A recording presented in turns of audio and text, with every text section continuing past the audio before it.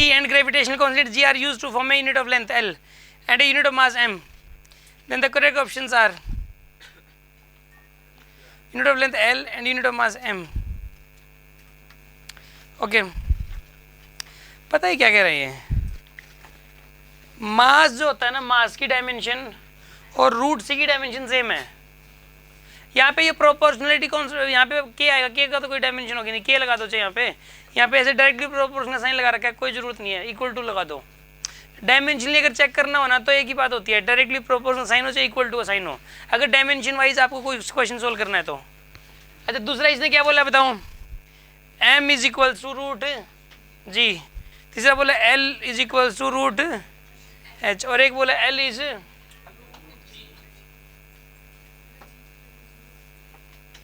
Equal to नहीं बोलेंगे, directly proportional बोलना, क्योंकि इसमें ml भी है, वो तो रहेगा ही रहेगा, ml तो lt भी रहेगा इसमें, तो मतलब सिर्फ mm की इधर की और इधर की सेम होनी चाहिए, बस ये कह रहा है, कोई बात नहीं.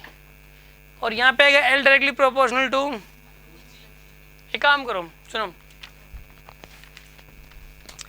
मतलब देखो वैसे तो इसकी डायमेंशन होती है lt माइनस वन, सी की क्या होती है, उसका अंडर कर दो, l तो इंट्रोड्यूस रहेगा, इधर तो l है ही नहीं, इधर तो l रहेगा, इधर l है नहीं, तो इक्वल टू तो हो ही नहीं सकते, इसलिए मैंने इक्वल टू हटा दिया, डायरेक्टली प्रोपोर्शनल वापस कर दिया.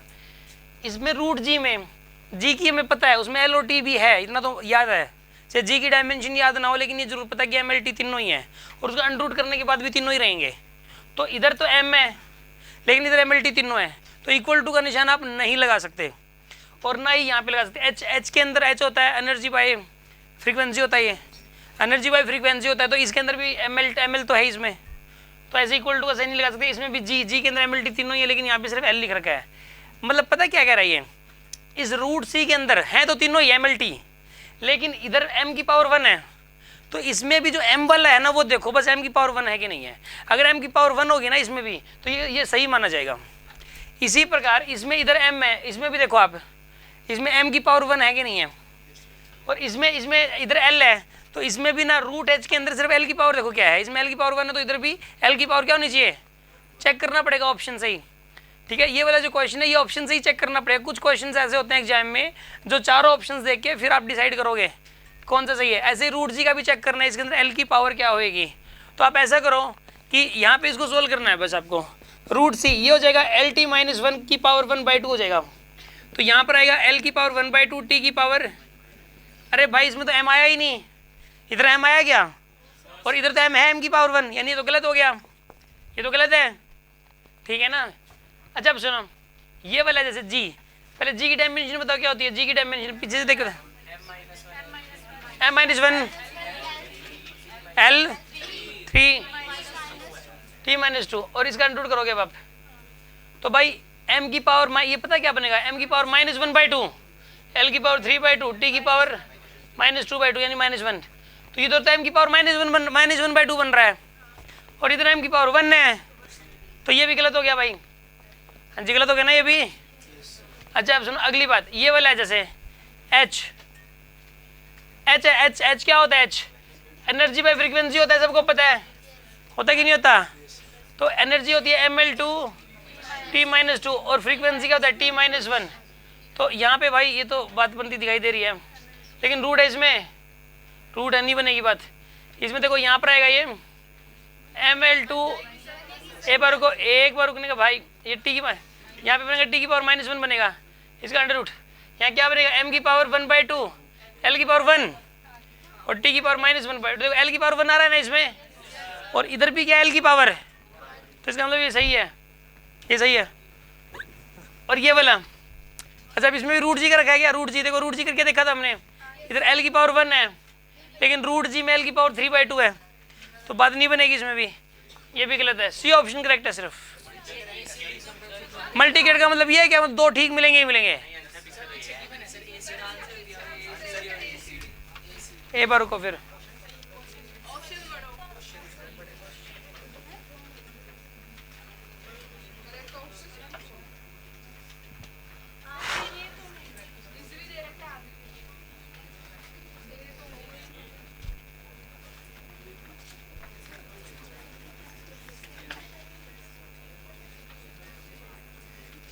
ऐसा तो नहीं हो सकता भाई हमने सही किया.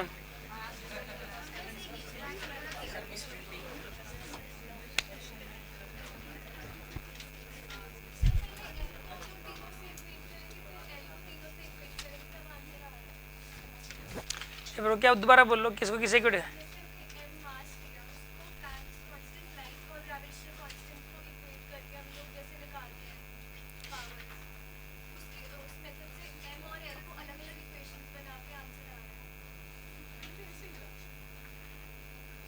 समझ नहीं आ रहा, कॉपी दिखाओ क्या किया।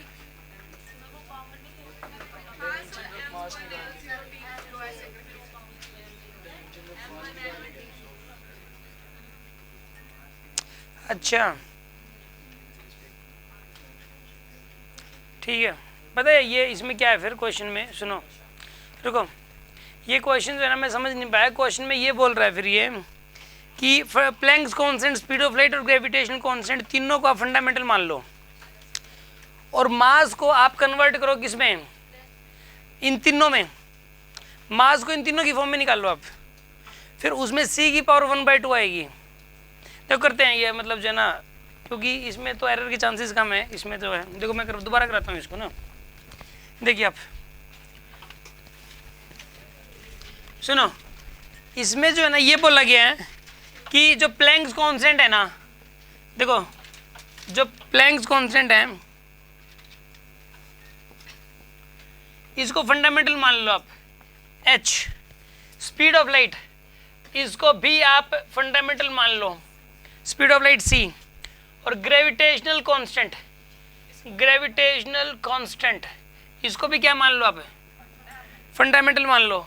अब आप जो ना मास की डायमेंशन निकाल के दिखाओ और लेंथ की डायमेंशन निकाल के दिखाओ। इस टाइप के क्वेश्चन हमने किए हुए हैं, एक बार ये और करके देख लेते हैं। देखो फाइंड द क्वेश्चन ये है, find dimension for m and l, dimension for m and l। तो दो क्वेश्चन बन गई है, हम एक एक करके सोल्व करते हैं। पहले m की डायमेंशन निकालनी है। m की हो जाएगी h की पावर a है भाई, और c की पावर और g की पावर। अब a b c की वैल्यू निकालनी है अपने को, a b c की वैल्यू निकालनी है। कैसे करेंगे सुनो, m1 l0 t0 is equals to h की डायमेंशन पुट करो आप यहाँ पे,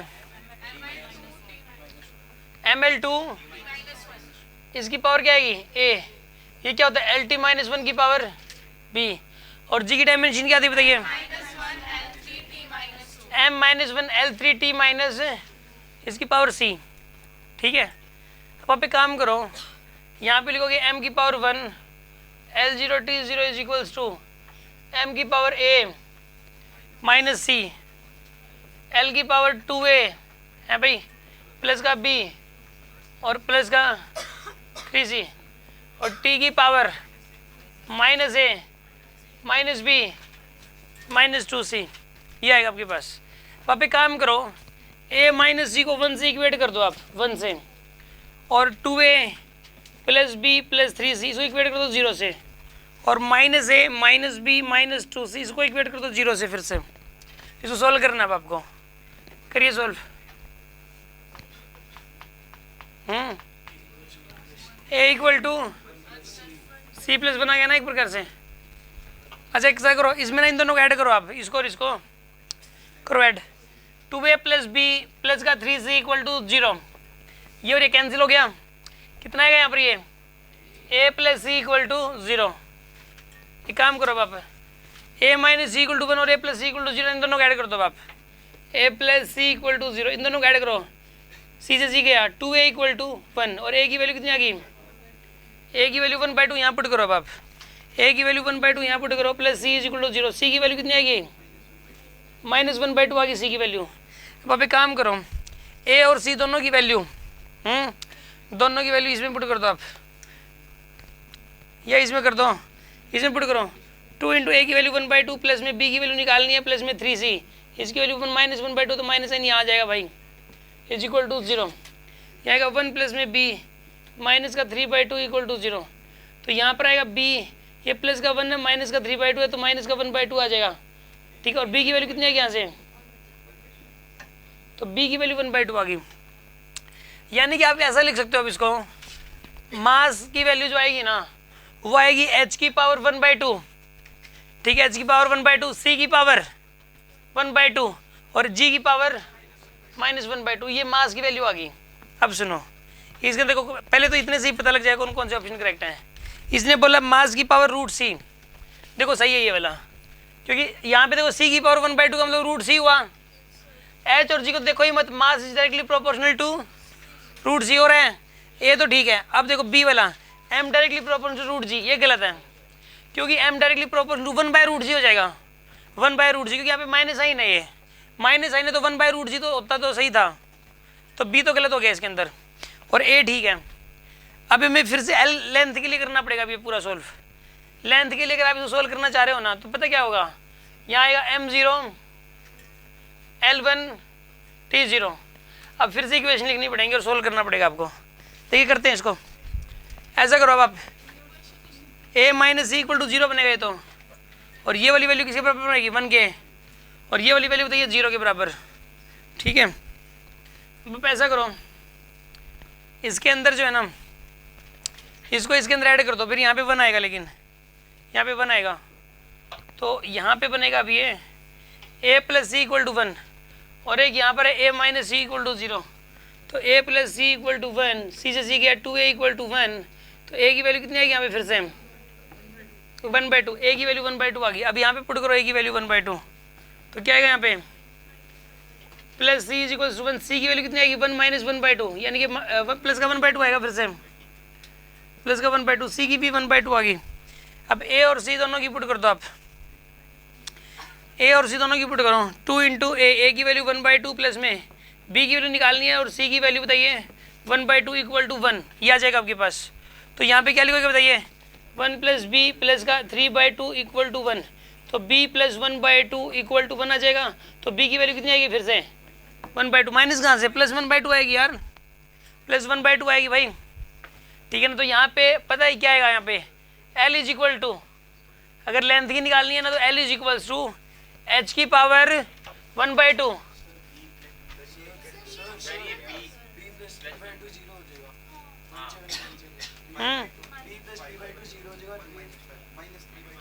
ठीक है। सॉरी ये 1 से 1 गया ना, तो b is equal to minus 3/2 आएगा, ये थोड़ी कैलकुलेशन मिस्टेक होगी थी। तो यहाँ पे ऐसा करो अब आप h की पावर 1/2 और c की पावर 1/2 और g की पावर ये माइनस 3/2 आएगा, और g की पावर क्या लिखेंगे, ये लेंथ की वैल्यू आ गई, लेंथ की डायमेंशन आ गई एच सी और जी की टर्म्स में, एम की डायमेंशन आ गई एच सी और जी की टर्म्स में, टी की भी पूछ सकता था इसी तरीके से।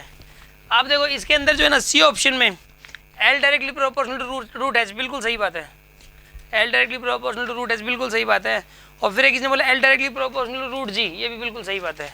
तो इस पर ए सी डी ये सही होगा, ऐसे ही करना पड़ेगा। एडवांस का क्वेश्चन है ये वाला, उसमें टाइम भी ज़्यादा मिलता है, 3 मिनट मिलते हैं इसमें, तो है भी 3 मिनट का क्वेश्चन।